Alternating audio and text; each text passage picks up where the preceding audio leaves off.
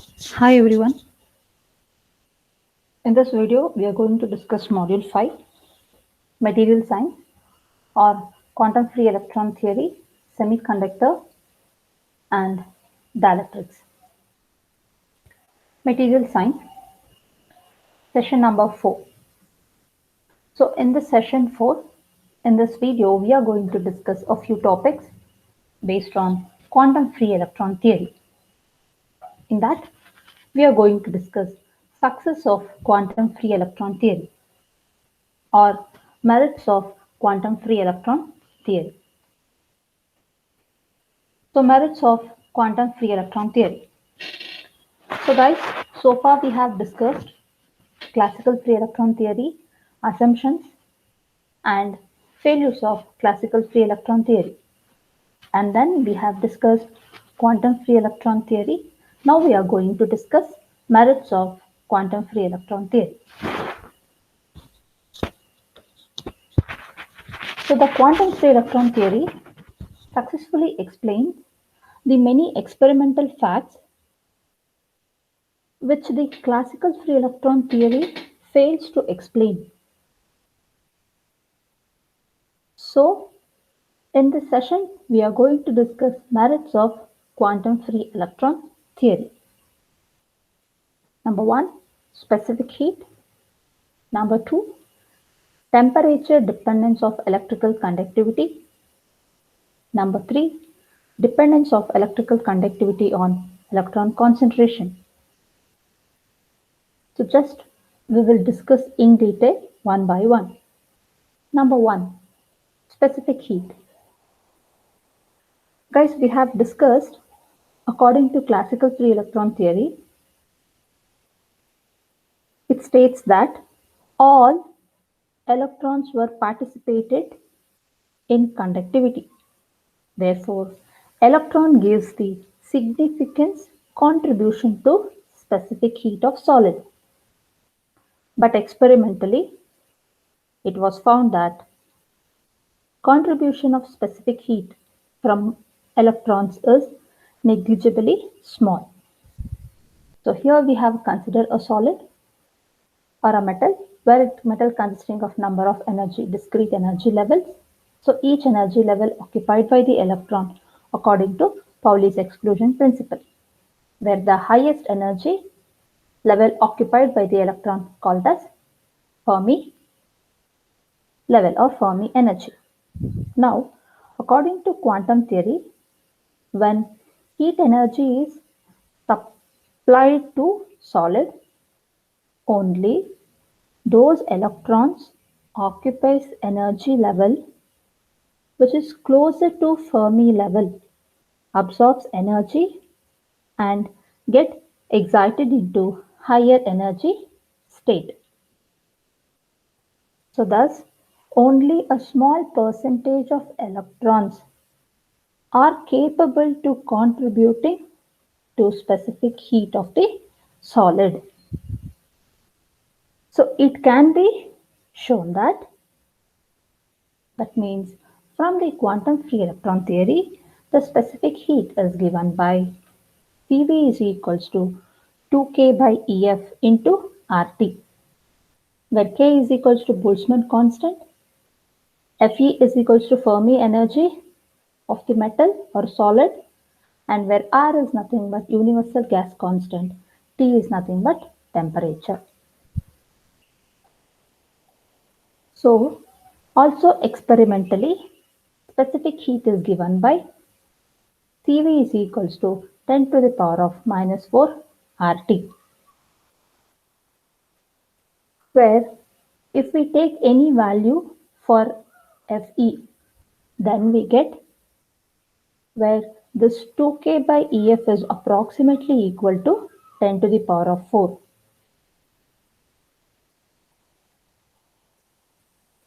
For example, just we'll take any element, a heavier element, copper. The Fermi energy of that copper is 7 eV. So if we substitute Fermi energy of copper here in the place of EF is 7 eV, then where we will get the approximately equals to value into 10 to the power of minus 4. So that's why we have written where 2k, k is nothing but Boltzmann constant, 2 into 1.38 into 10 power minus 23 divided by 7 into 1.6 into 10 power minus 19. If you substitute the values of the parameter, you calculate where we will get 10 power minus 4.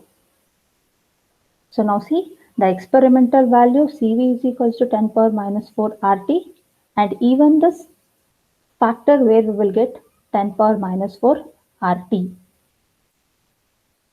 So which is agreement with the experimental value or experimental result. So here I have listed a few elements: Fermi energy value, Fermi temperature, and Fermi velocity.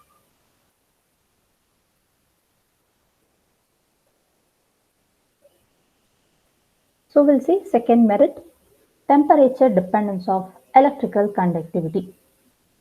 Okay, guys, see where we know that according to classical theory, sigma proportional to 1 by root T.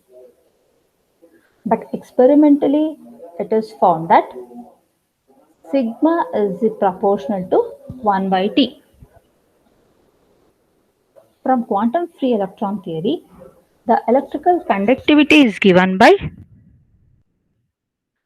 sigma is equals to Ne square tau c divided by m star, or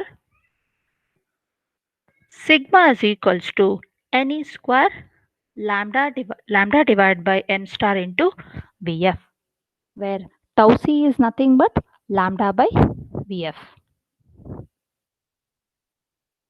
So since Fermi energy is independent of temperature, and even Fermi velocity is also independent of temperature, but lambda f is depends on temperature.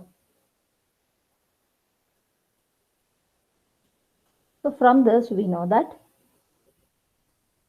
even at very high temperature, only few electrons which is closer to Fermi energy will participate in the conduction and get excited.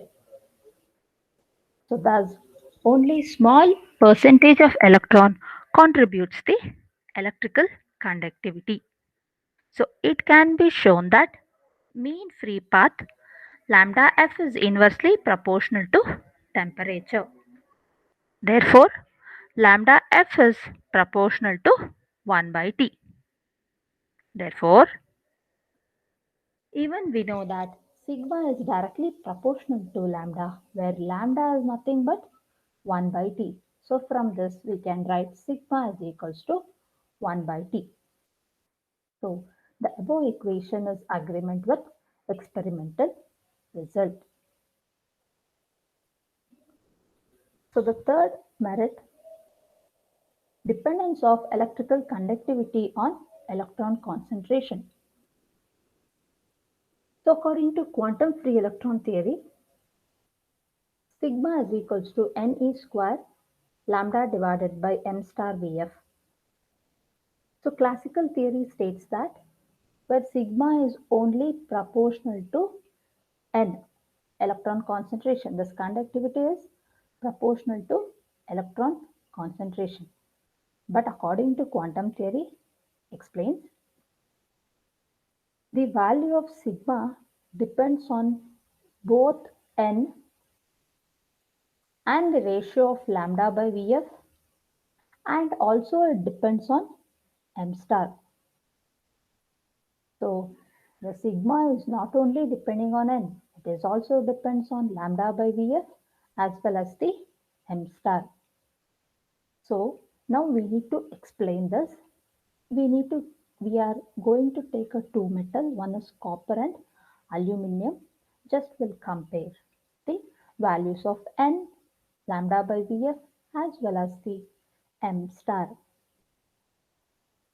So if we compare the case of copper and aluminum, the value of N for aluminum is 2.13 times higher than that of copper.